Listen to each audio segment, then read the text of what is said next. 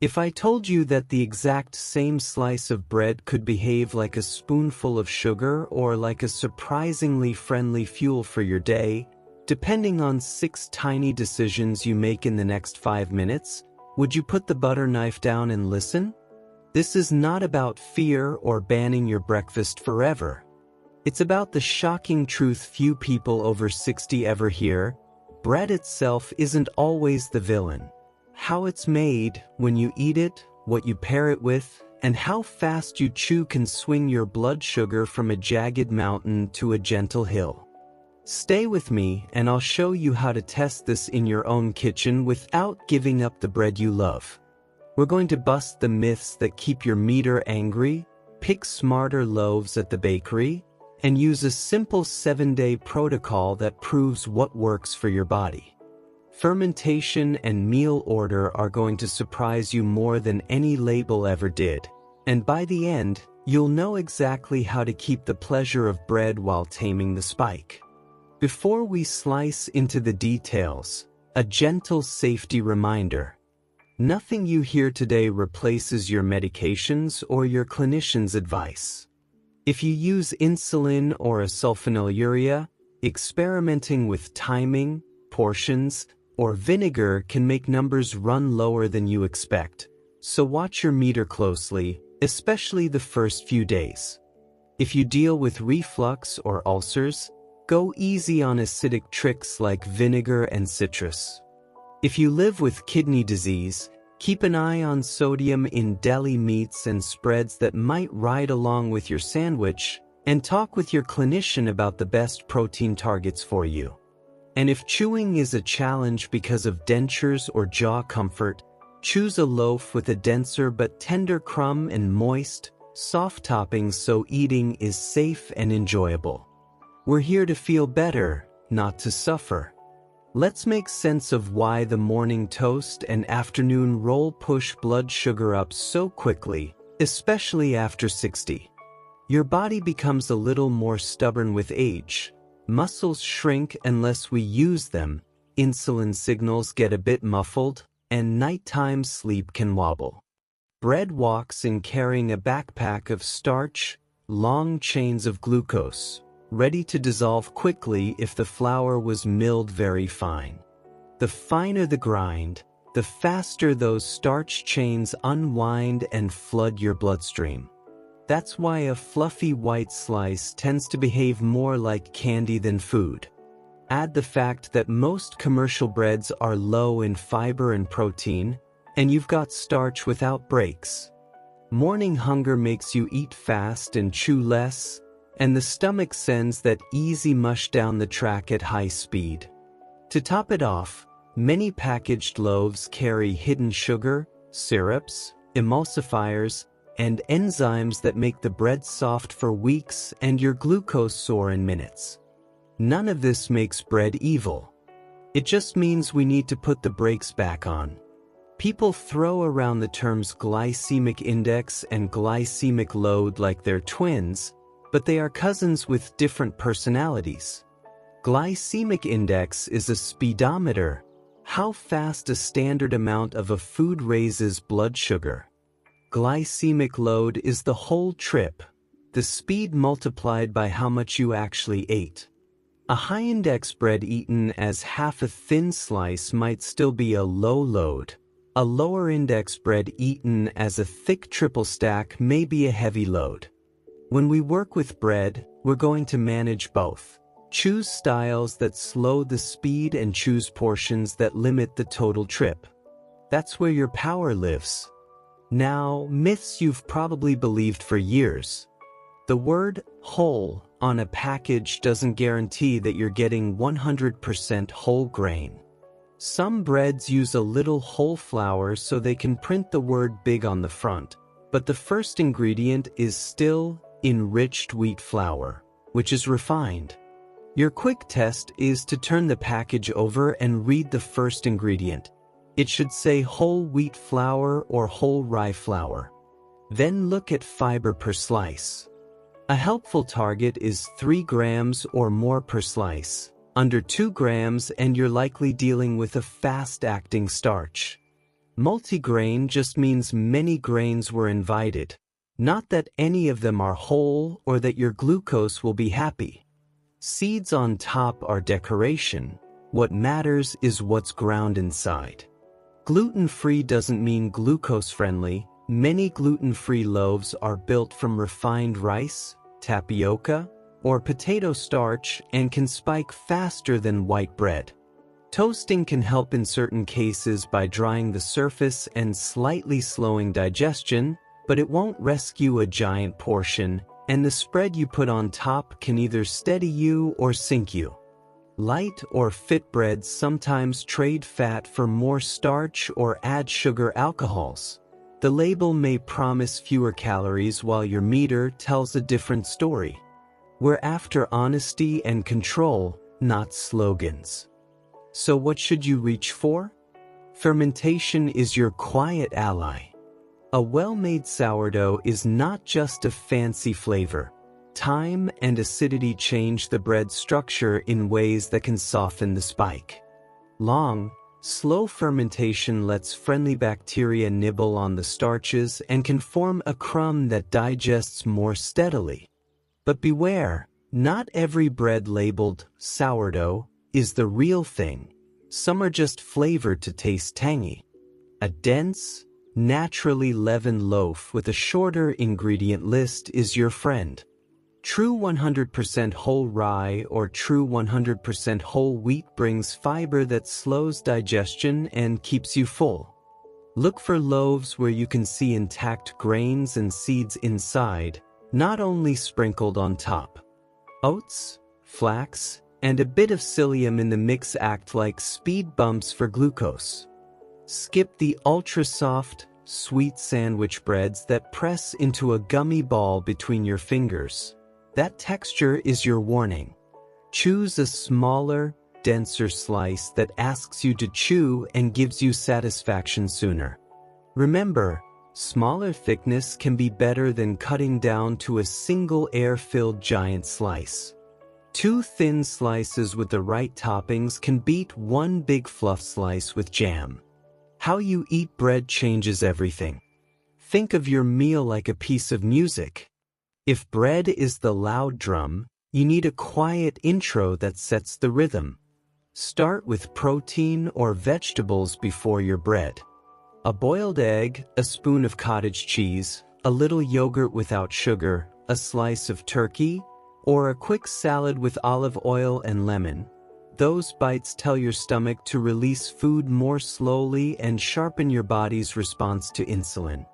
Then, when you get to the bread, your spike is already softened.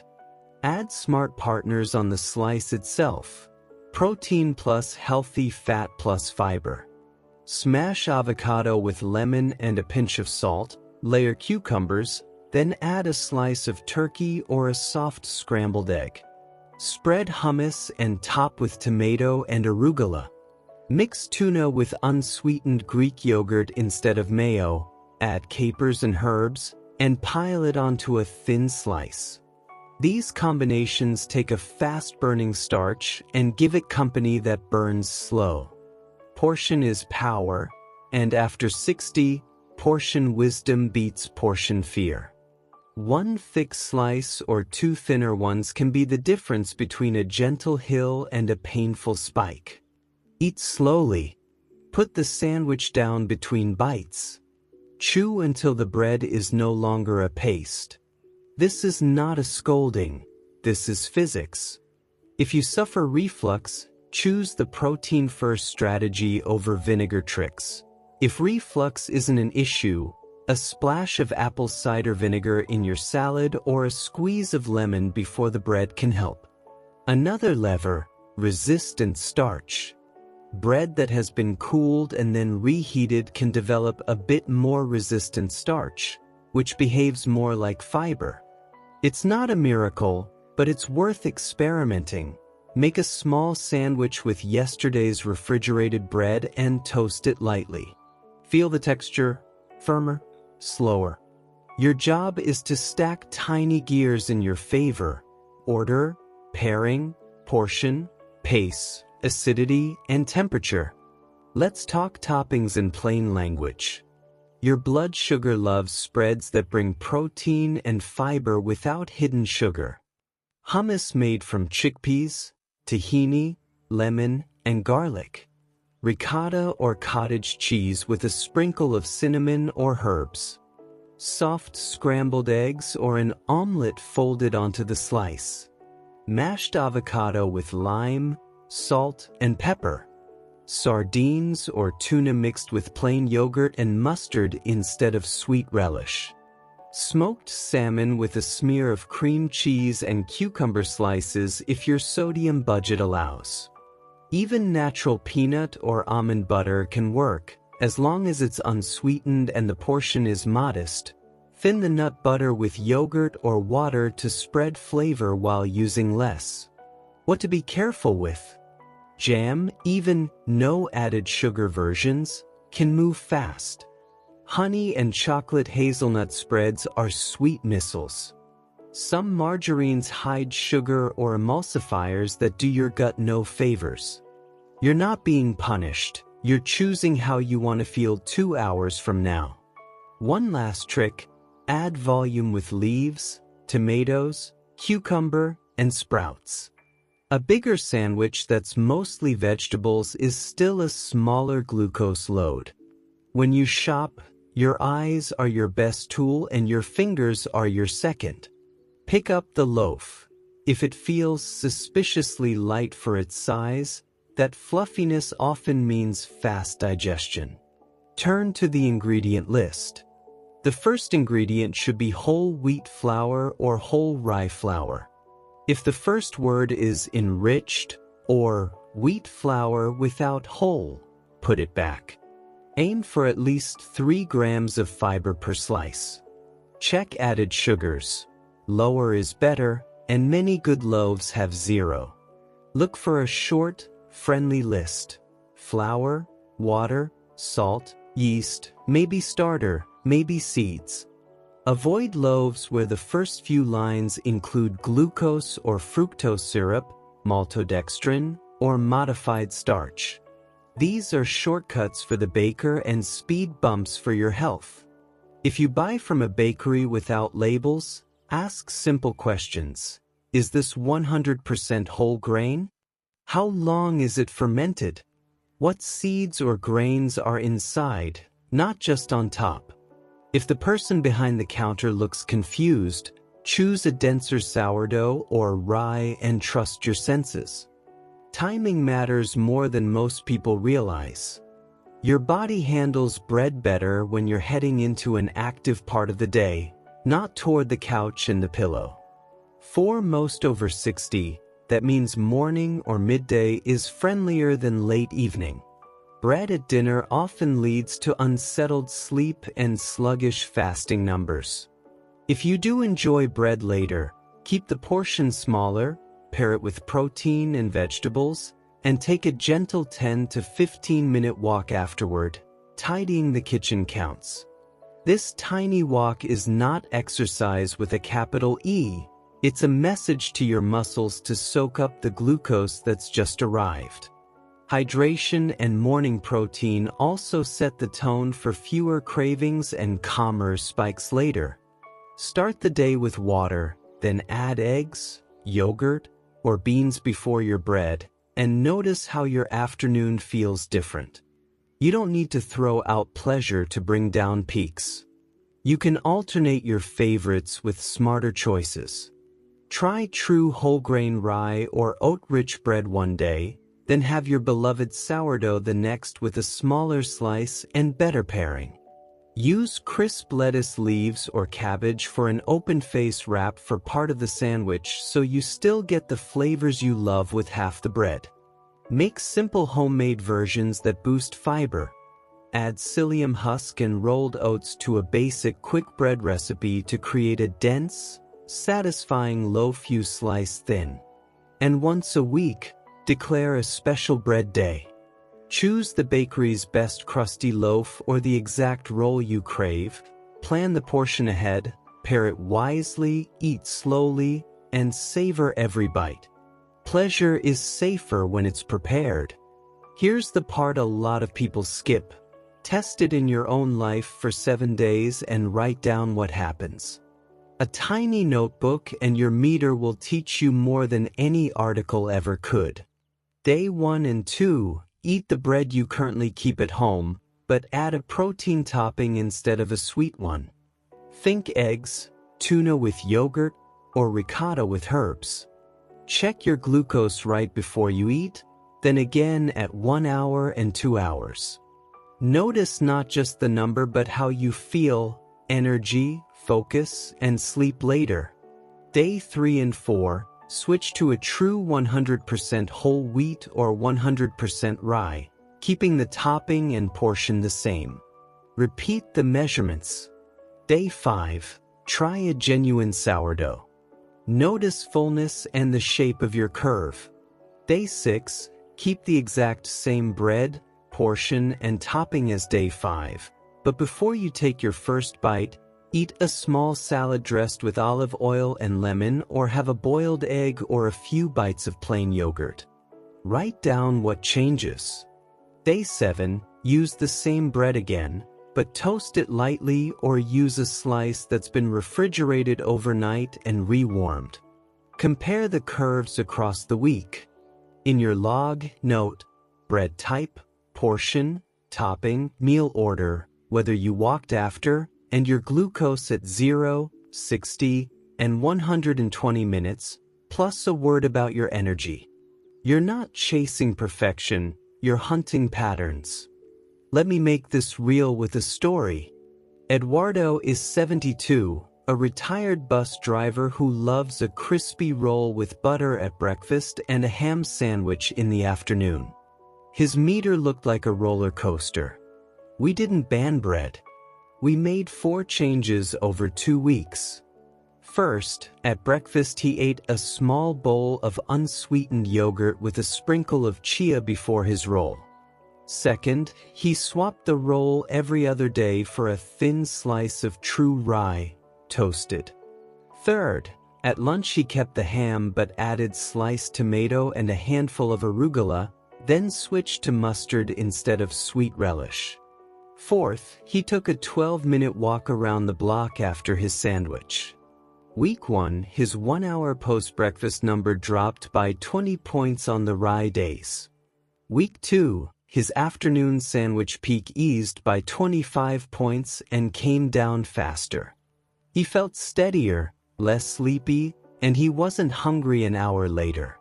Same man, same love for bread, new rules of the road. Now, let's zoom into the fine points you'll notice once you start paying attention. Milling makes a difference you can feel. If your loaf smears into glue when pressed, that's a hint that your body will do the same. Turn it to paste fast and spike you. Seek a loaf that fights back just a little when you bite, not hard on your teeth, but present. Chewing longer is not a punishment, it's activation. The jaw's work slows the meal. The tongue's patience lets enzymes begin their job early. For many over 60, dry mouth can make chewing harder. Sip water or tea between bites, and use moist toppings like avocado, yogurt-based spreads, or sliced tomato to help. If your dentures make crusty bread a chore, don't suffer. Choose a softer, dense sourdough crumb and let the toaster give it gentle structure. What about restaurant bread baskets? The easiest win is a new sequence. Ask for a small protein appetizer, shrimp, a slice of cheese, a few olives, or a small salad before the bread. If the basket lands first, enjoy one piece slowly after that appetizer arrives. Squeeze lemon on your salad, drizzle olive oil, and make the bread a side character, not the opening act. If you share a pizza with family, order a big green salad, eat half of it first, then savor 1 or 2 small slices of pizza slowly and take the rest home. You're not denying yourself, you're directing the traffic. I want to clear up the confusion around toasting and cooling because you'll hear confident people swear completely opposite things. Here's the simple truth you can test. Light toasting dries the surface and makes you chew more, which can slow your eating and slightly tweak how fast the starch becomes available. Refrigerating or freezing bread and then reheating can increase resistant starch a little, which acts more like fiber. These are small effects, not magic. The big levers are the same: grain choice, fermentation, portion, order, toppings, and movement after. Use toasting and chilling as tiebreakers, not the whole game plan. If you love sweet breakfast flavors, there are ways to keep that joy without the crash. Ricotta or cottage cheese on toast with cinnamon and a few crushed raspberries gives the sensation of jam without a sugar wallop. Natural peanut butter thinned with yogurt, sprinkled with chia and a slice of banana, is more balanced than honey drizzled on white bread. If you treasure your weekend French toast, make it with a dense whole grain sourdough. Whisk eggs with extra egg whites for protein, skip sugar in the custard, and top with warm berries and a dollop of yogurt. You'll still feel spoiled, but your meter will sigh with relief. Label speed reading becomes a fun challenge once you know what to look for. Ingredient 1 should be whole grain. Fiber per slice should be at least 3 grams. Added sugar should be as low as possible, ideally 0 to 2 grams. Sodium adds up. Pair salty bread with low-salt toppings if blood pressure is on your radar. The list should read like a kitchen, not a factory. Flour, water, salt, yeast, starter, seeds. If the first few ingredients include syrups, maltodextrin, dextrose, or modified starch, put it back. And notice slice weight. Some brands make very light, airy slices. 2 of those can behave worse than 1 thin slice of a dense, honest loaf. If you can't find a perfect option, choose the best available and lean harder on order, toppings, and your after-meal walk. Let's match bread to the clock in a way that respects life after 60. Mornings are your best window. Cortisol is naturally higher, muscles are more willing, and you can stack movement afterward. A protein-anchored breakfast with a controlled portion of bread often feels surprisingly kind. Lunch is fine for bread, especially if you're running errands or gardening afterward. Dinner is where bread is easiest to mishandle. We're tired, we want comfort, and we sit down. If dinner bread is a non-negotiable pleasure, shrink the slice, add a big plate of vegetables and protein first, sip water or tea, and take a gentle walk after. Your sleep will thank you, and so will your fasting number. If budget or availability make perfect bread rare, remember that technique beats perfection. Even a basic supermarket loaf can be managed with the right steps. A boiled egg first, a thin slice, a savory protein spread, slow chewing, and a 10-minute after-meal tidy. You are not at the mercy of the bakery aisle. You have agency in your hands, your pacing, your plate, and your feet. Your 7-day protocol is your personal truth machine. Day 1 and 2, current bread with a protein topping. Measure before, 1 hour, and 2 hours. Day 3 and 4, true whole wheat or rye, same topping, same portion, same timing. Day 5, real sourdough. Day 6, same sourdough but salad or protein before the first bite. Day 7, same bread, lightly toasted or chilled rehydrated. On each day, take a short walk after the meal.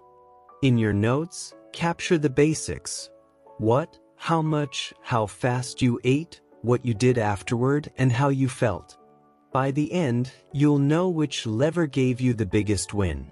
The bread itself, the meal order, the topping, or the movement. Then you lock in 2 or 3 of those levers for everyday life. Now, caution flags specific to the 60-plus crowd so you can experiment safely. If you use insulin or a sulfonylurea, the combination of smaller portions, added protein, and movement can pull your numbers down more than you expect. Keep glucose tablets or a small fast carb handy while you learn what your body does, and talk with your clinician if you see patterns of lows. If reflux or ulcers are part of your story, skip vinegar and citrus on an empty stomach. Use the protein-first strategy and gentle vegetables as your order effect instead. For tender mouths or dentures, choose not too hard crusts and moist toppings. No food should hurt. If you live with kidney disease, watch sodium in deli meats, smoked fish, and pickles. Build your sandwich with fresh proteins like eggs, no salt tuna, or unsalted cottage cheese, and season with herbs and lemon zest instead of salt.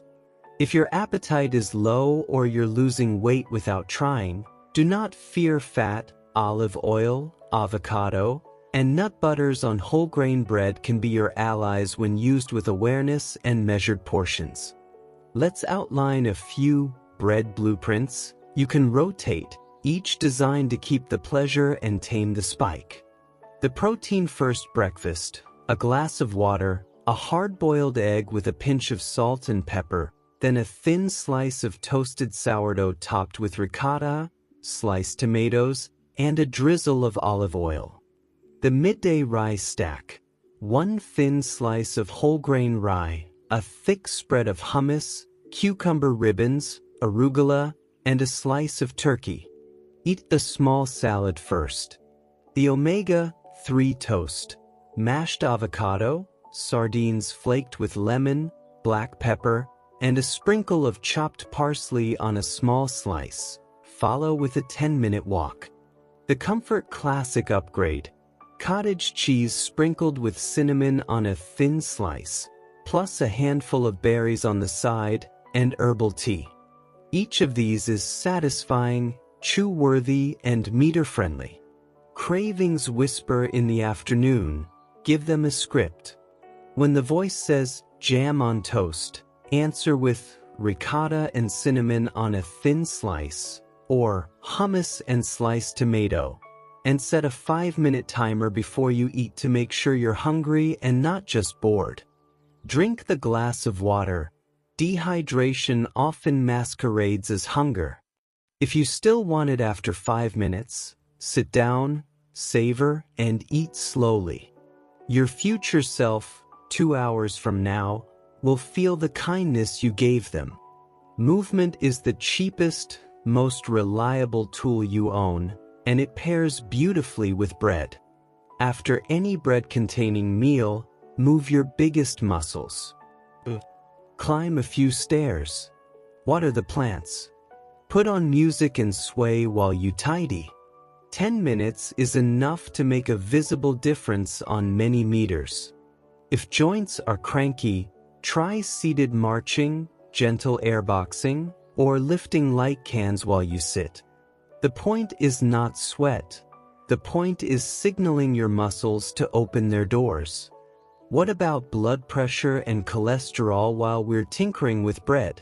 Whole grain, seed-rich options support a happier lipid profile over time, especially when you replace processed spreads with olive oil, avocado, or yogurt-based mixes. Sodium rides along in many breads and toppings, so consider where you want to spend yours. Taste your food before you salt it. Use herbs, lemon zest, pepper, and vinegar when tolerated to wake up flavor without more sodium. And remember, steady glucose helps every system: brain, eyes, nerves, kidneys, and heart, so this bread project is bigger than breakfast. I want to give you one more story because it sticks in the mind. Dona Celina is 76, a grandmother who bakes on Fridays for her building's doorman. Her white rolls were famous. She didn't want to become the no-bread lady. We changed 2 things. First, she switched half the flour in her rolls to fine whole wheat and added 2 tablespoons of ground flaxseed and a spoon of psyllium to the dough. The rolls were still soft, still loved, but sturdier. Second, she stopped nibbling while baking. She brewed chamomile and put a bowl of cucumber slices next to her dough. She tasted one roll warm, slowly, with ricotta and tomato. Her meter stopped screaming on Fridays, and the doorman loved the new texture. She kept her joy and kept her numbers calmer. You'll notice as you practice that bread feels different depending on the rest of your day. If you sleep poorly, even the best bread misbehaves. If stress runs high, your spike is higher. None of this is failure. It's information. On those days, shrink the slice, double the vegetables, lean into protein first, and walk. On calmer days, enjoy your special bread day with care and a smile. There's a quiet freedom that comes when you stop making bread the enemy and start making it a partner you manage. You don't need permission from a label or a guru. You need a plan you can repeat in real life. Pick better loaves most of the time, build smart toppings, eat in the right order, choose a kind portion, chew and move. Do that and the line on your meter softens. Your afternoon energy returns. Your nights quiet down. You enjoy your food more because you're not scared of it. If you feel overwhelmed, take 1 step, not 6. Tomorrow morning, drink a glass of water, eat a boiled egg, and then eat a thin slice of toasted sourdough with avocado and tomato. Walk 10 minutes. Write down what you see. That single, tiny experiment is the beginning of mastery. Next week, add label reading and swap your usual loaf for a true whole grain rye. The week after, build your Saturday special bread day with a small portion and a big salad. Slow and steady is faster than all or nothing. Let's pull all the threads into a simple, friendly script you can follow any day you like. Wake up and drink water. Prepare a protein nibble, yogurt, egg, or cheese. Brew tea or coffee. If bread is on the menu, choose the densest, most honest slice you have. Pair it with hummus and greens, or ricotta and tomato, or avocado and tuna with yogurt. Eat slowly. Put your cup and fork down between bites. Breathe. After breakfast, put on a song and move while it plays. For lunch, start with a salad dressed in olive oil and lemon if your stomach allows. If not, start with your protein. Make your bread the side character. Choose a thin slice of rye or sourdough, toast if you like, and build a generous sandwich that's 60% vegetables. After lunch, tidy the kitchen for 10 minutes. In the afternoon, when the sweet craving growls, drink water, then choose a savory toast. For dinner, if bread appears, make it a cameo, not the star. Vegetables and protein first, then a small slice, then a quiet walk. In the evening, make tea, dim the lights, and give yourself permission to rest. This is not a diet. This is a rhythm. You'll meet people who insist bread must vanish forever to be healthy after 60. Some will say only carnivores live well. Others swear by gluten-free everything. I want you to live by your data, not their drama. Your logbook, your meter, your sleep, your mood, your energy, these are the only judges that matter.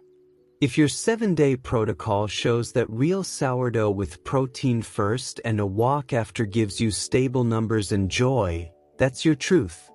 If your numbers hate bread at dinner but tolerate it at breakfast, that's your rule. If rye treats you better than whole wheat, listen. You are not failing if your rules are different from your neighbors. You're succeeding because they're yours. There's also the question of cost and convenience. Good bread can be expensive, so can bad bread if it drives cravings and extra snacks. A small, dense loaf often lasts longer because you eat thinner slices and feel satisfied sooner. If your store doesn't stock what you need, talk to the baker or manager. Customers shape shelves more than we think. If that fails, bake once a month and freeze slices so good bread is always within reach. It's easier than it sounds. Mix whole wheat flour with a little rye, add water, salt, yeast, psyllium, and seeds. Let it rise long and slow, bake, cool, slice, and freeze. Toast from frozen and you'll feel like you've beaten the system. I'll leave you with a picture that I hope lives in your mind the next time you stand at the counter with a loaf and a knife. See your bloodstream as a calm river. Bread can be a smooth stone you place gently in the water so it parts and flows around it, or it can be a big slab you throw in, sending waves crashing over the banks.